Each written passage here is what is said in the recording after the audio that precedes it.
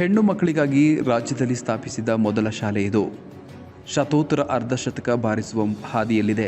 ಆದರೆ ಅಸ್ತಿತ್ವ ಉಳಿಸಿಕೊಳ್ಳಲು ಈ ಶಾಲೆ ಎದುರಿಸಿರು ಬಿಡ್ತಾ ಇದೆ.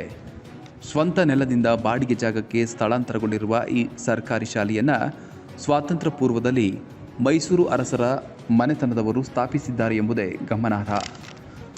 ಮೈಸೂರಿನ ನಾರಾಯಣಶಾಸ್ತ್ರಿ ರಸ್ತೆಯಲ್ಲಿರುವ ರಾಜ್ಯದ ಮೊದಲ ಬಾಲಕಿಯರ ಶಾಲೆಯಾದ ಸರ್ಕಾರಿ ಮಹಾರಾಣಿ ಮಾದರಿ ಸರ್ಕಾರಿ ಹಿರಿಯ ಪ್ರಾಥಮಿಕ ಶಾಲೆ ಈಗ ಅಳಿವು ಉಳಿವಿನ ಅಂಚಿನಲ್ಲಿ ಜೀವಿಸುತ್ತಾ ಇದೆ.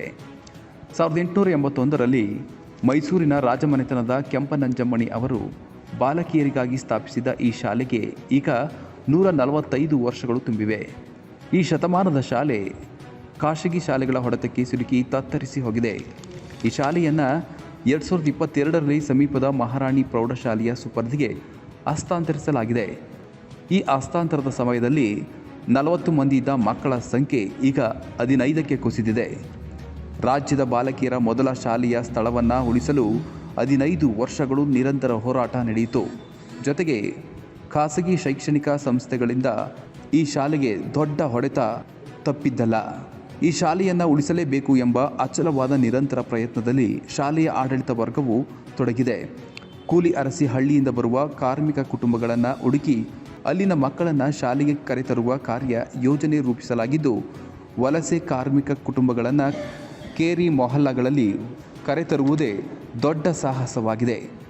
ದಾಖಲಾಗಿ ಸಂಖ್ಯೆ ಹೆಚ್ಚಳವಾಗಿದ್ದರೆ ಮುಂದಿನ ವರ್ಷಗಳಲ್ಲಿ ಶಾಲೆ ಮುಚ್ಚುವ ಸ್ಥಿತಿಗೆ ತಲುಪಿದರೂ ಆಶ್ಚರ್ಯವಿಲ್ಲ. ಈ ಕನ್ನಡ ಶಾಲೆಯಲ್ಲಿ ಎಲ್ಲ ಮೂಲ ಸೌಕರ್ಯಗಳು ಅಚ್ಚುಕಟ್ಟಾಗಿವೆ. ಪ್ರಭಾರ ಮುಖ್ಯೋಪಾಧ್ಯಾಯರಾಗಿ ಶಾಂತಮ್ಮ ಮತ್ತು ಸಹ ಶಿಕ್ಷಕರಾಗಿ ಸಮೀನಾ ಫರ್ವಿನ್ ಸೇವೆ ಸಲ್ಲಿಸುತ್ತಿದ್ದಾರೆ. ಎಲ್ಲ ವಿಷಯಗಳನ್ನು ಈ ಇಬ್ಬರೇ ಬೋಧಿಸುತ್ತಿದ್ದಾರೆ. ಪರಿಶಿಷ್ಟ ಜಾತಿಗೆ ಸೇರಿದ 5 ಮಕ್ಕಳು, ಪರಿಶಿಷ್ಟ ಪಂಗಡಕ್ಕೆ ಸೇರಿದ 2 ಮಕ್ಕಳು, ಹಿಂದುಳಿದ ವರ್ಗಕ್ಕೆ ಸೇರಿದ 8 ಮಕ್ಕಳು ಓದುತ್ತಿದ್ದಾರೆ.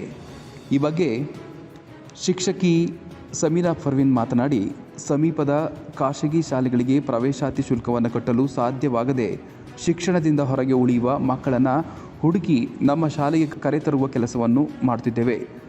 ಪ್ರವೇಶಾತಿ ಹೆಚ್ಚಳಕ್ಕೆ ಪೂರ್ವ ತಯಾರಿ ನಡೆಯುತ್ತಿದೆ ಎಂದು ಅವರು ತಿಳಿಸಿದ್ದಾರೆ.